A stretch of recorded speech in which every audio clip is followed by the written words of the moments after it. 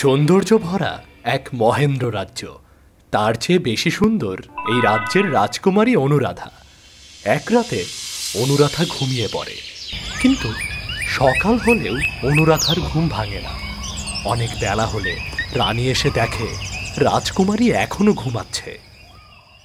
অনুরাধা, অনুরাধা, ওঠো, অনেক বেলা হয়ে গেছে, ওঠো অনুরাধা। এ কি, এত ডাকার পরও অনুরাধা চোখ খুলছে না কেন? না, বিষয়টা সুবিধার মনে হচ্ছে না। আগে মহারাজকে বিষয়টা জানাতে হবে।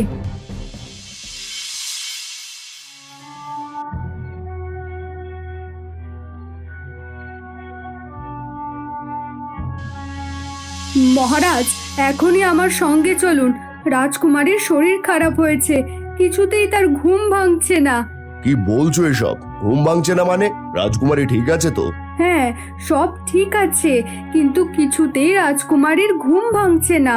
ঠিক আছে ঠিক আছে, চলো দেখি রাজকুমারীর ঘুম কেন ভাঙছে না।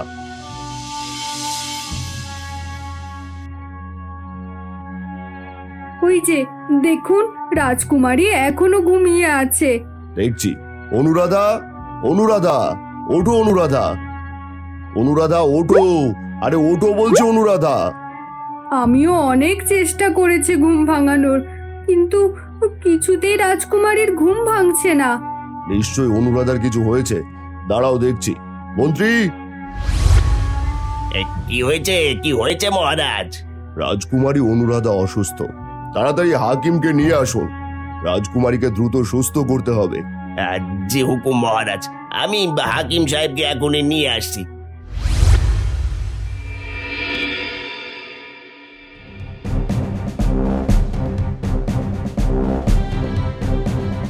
আসুন হাকিম সাহেব, আসুন আসুন, দেখুন রাজকুমারীর কি হয়েছে।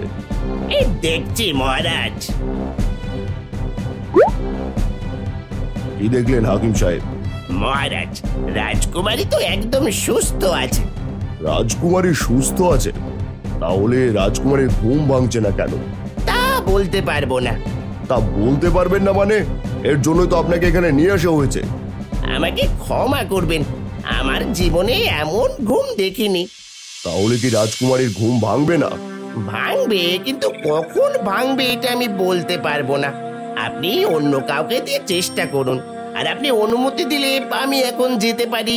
ঠিক আছে, আপনি যান। আর মন্ত্রী, আপনি তান্ত্রিককে ডেকে আনুন। যেভাবে হোক রাজকুমারীর ঘুম ভাঙাতেই হবে। জি মহারাজ।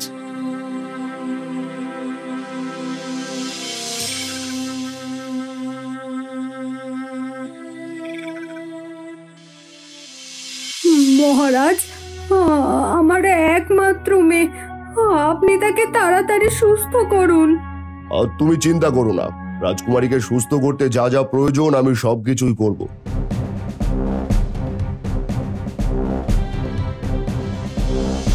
দেখুন তান্ত্রিক বাবা, রাজকুমারীর কি হয়েছে, রাজকুমারীর ঘুম কেন ভাঙছে না? চিন্তা করবেন না মহারাজ, এখনই দেখছি।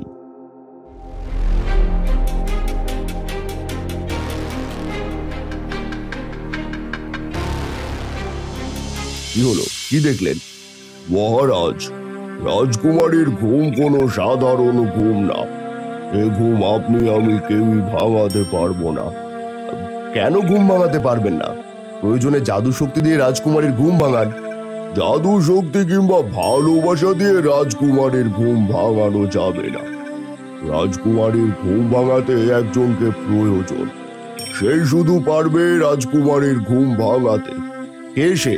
আপনি তার সন্ধান দিন, আমি এখনই তাকে নিয়ে আসার ব্যবস্থা করছি। ক্ষমা করবেন মহারাজ, এখনো তার জন্মই হয়নি। যার জন্মই হয়নি তাকে দিয়ে কিভাবে রাজকুমারীর ঘুম ভাঙাবো? আপনি অন্য কোনো উপায় বলুন। এছাড়া কোনো উপায় নেই। এর জন্য শত শত শতাব্দী অপেক্ষা করে হলেও তার দ্বারাই রাজকুমারীর ঘুম ভাঙবে। রাজকুমারী তারই অপেক্ষায় আছে, আর তার স্বপ্নই দেখছে।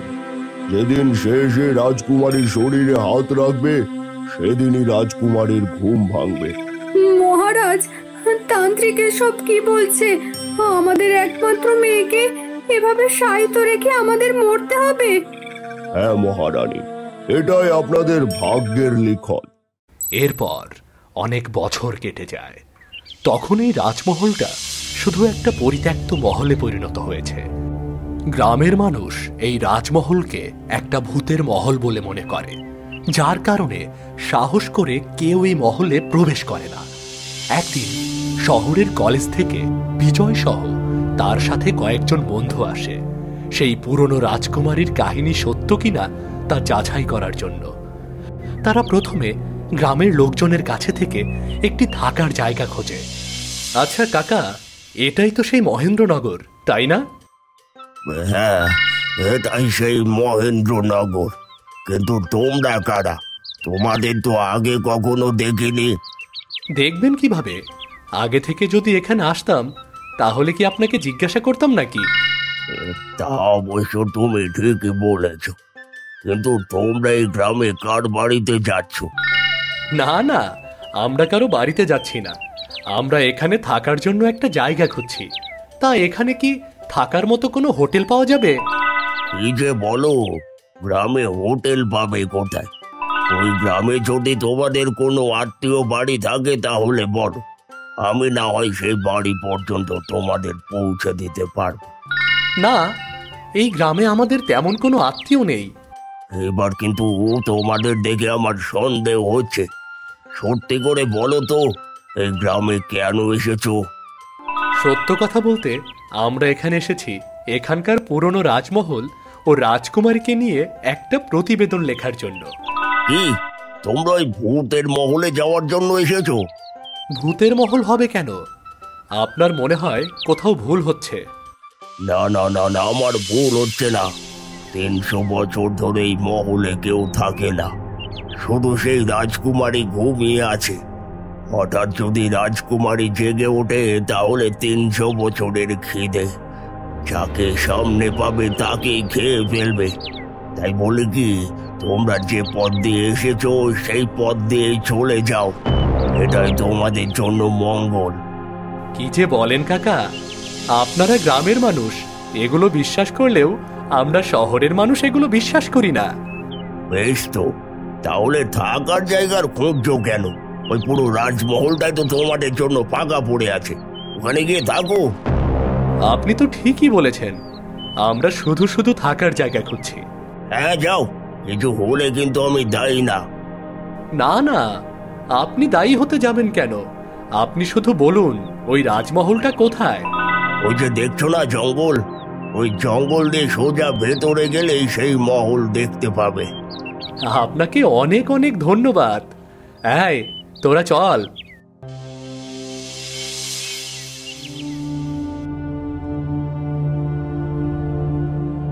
লোকটা তো আমাদেরকে মিথ্যা বলেনি। কই, কোথায় রাজমহল? চারপাশে তো শুধু গাছ আর গাছ। আরে গ্রামের লোক এই মহল দেখে ভয় পায়, আর ভয় পেয়ে মানুষ যদি না আসে তাহলে তো জঙ্গল হবেই। আর একটু এগিয়ে দেখি, চল চল। হ্যাঁ তাই করি, এছাড়া আর কি করার।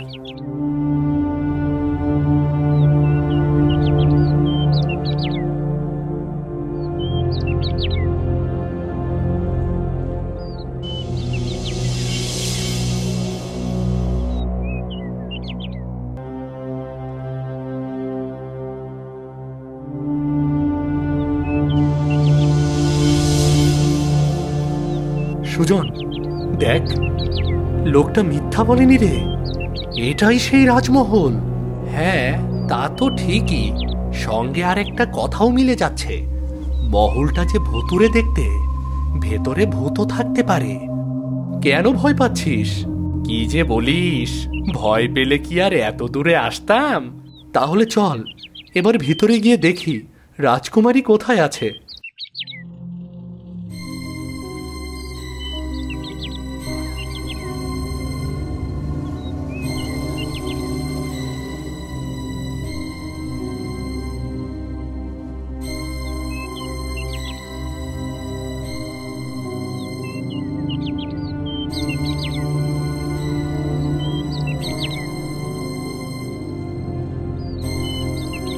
শোন, রাজপ্রাসাদটা অনেক বড়, সবাই একসাথে খুললে অনেক সময় লেগে যাবে।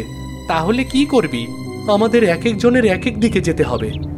যেই রাজকুমারীকে প্রথম খুঁজে পাবে সেই সবাইকে ডাকবে। ঠিক আছে?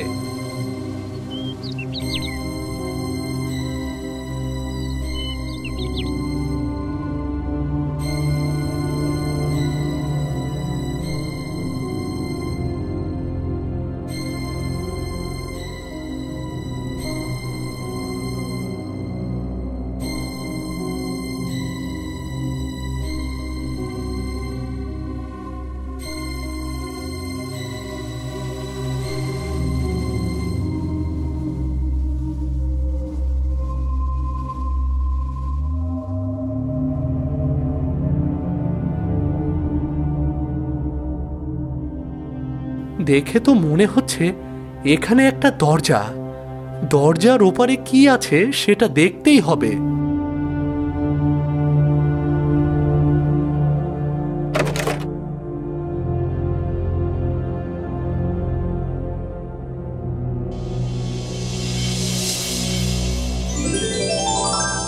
আমি একই দেখছি, এ যে অপূর্ব সুন্দরী। এত সুন্দর রূপ নিয়ে কার অপেক্ষায় এতকাল ধরে ঘুমিয়ে আছে? আমি কি সত্যি দেখছি, নাকি এগুলো আমার মনের ভুল ধারণা? একবার ছুঁয়ে দেখি তো, তা না হলে নিজের চোখে বিশ্বাস করতেই পারছি না। তুমি এসেছো? এসেছি মানে? আপনি কি সত্যি এতদিন ঘুমিয়েছিলেন? আর আমাকে দেখে আপনার ঘুম ভাঙলো? তোমাকে দেখে নয়, তোমার ছোঁয়া পেয়ে আমার ঘুম ভেঙেছে। এর আগেও তুমি অনেকবার এসেছো, শুধু আমাকে দেখেই চলে গেছো, যার কারণে আমার ঘুম ভাঙেনি। কই, আমি তো কখনো আসিনি, এবারই প্রথম আসলাম। না, তুমি এই প্রথম আসোনি। তুমি আমার জন্য বারবার জন্ম নিয়েছো, আর প্রত্যেক জন্মতেই একবার করে আমার কাছে এসেছো। তুমি যখন আমার কাছে আসতে, আমি ভাবতাম এবার হয়তো তুমি আমার ঘুম ভাঙাবে, কিন্তু তুমি প্রতিবার আমাকে না জাগিয়ে চলে গেছো। কিন্তু তুমি আমার জন্য অপেক্ষা করছো কেন? কেন অপেক্ষা করেছি জানতে চাও? তাহলে কাছে এসো, আর আমার হাতটা কিছু সময়ের জন্য শক্ত করে ধরে রাখো। তাহলে বুঝতে পারবে কেন তোমার জন্য শত শত বছর ধরে অপেক্ষা করছি। তুমি মিথ্যা বলছো না তো? একবার হাতটা ধরেই দেখো, তোমার সবকিছু মনে পড়ে যাবে।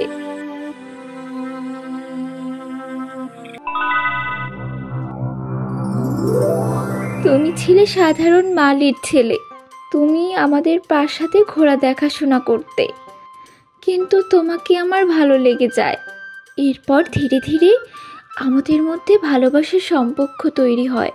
সেদিন রাতে তুমি যখন আমাকে আবার কক্ষে ঘুম পাড়িয়ে চলে যাও, তখন বলেছিলে তোমাকে ঘুম পাড়িয়ে চলে গেলাম, আবার এসে আদর করে তোমার ঘুম ভাঙাবো। তোমার হরিণী ওই চোখ দুটো যেন সূর্যের আলোয় প্রথমে আমাকে দেখতে পায়।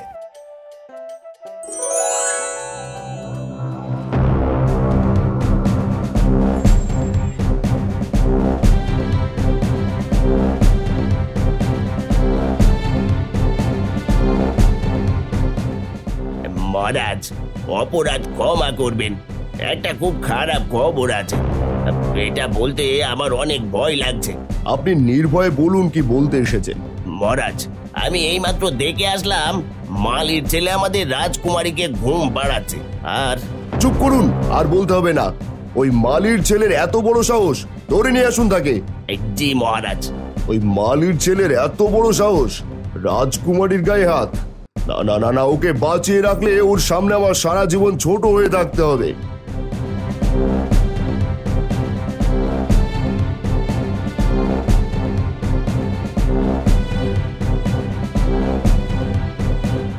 মন্ত্রী যা বলছে সেটা কি সত্য?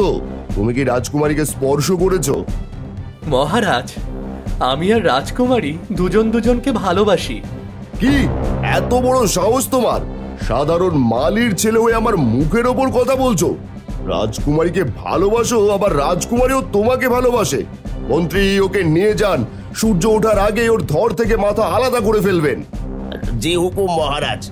সেনাপতি, ওকে নিয়ে চলো।